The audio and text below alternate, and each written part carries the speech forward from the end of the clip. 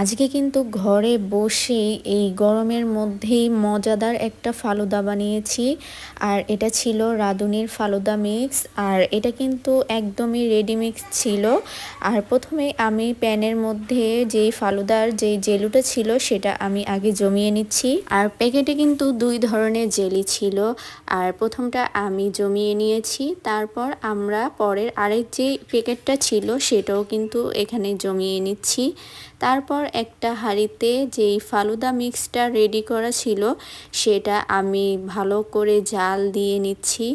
আর যত দুধটা ঘন হবে তত কিন্তু ফালুদা খেতে অনেক বেশি মজা হবে। এখন আমি ফালুদা মিক্সটা কিছুক্ষণের জন্য ফ্রিজে রেখে দিব।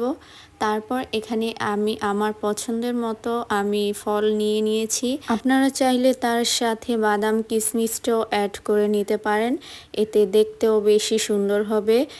এখন আমি ফ্রিজের সেট করে রাখা জেলুগুলো একটা সুন্দর গ্লাসের মধ্যে দিয়ে দিয়েছি।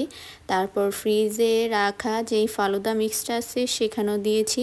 আর আজকে কিন্তু আমি বানিয়েছি রাঁধুনি ফালুদা মিক্স, আর সেটা হচ্ছে ম্যাঙ্গো ফ্লেভারের। আর এই গরমের মধ্যে কিন্তু ঠান্ডা ঠান্ডা ফালুদা খেতে অনেক বেশি মজা লাগে।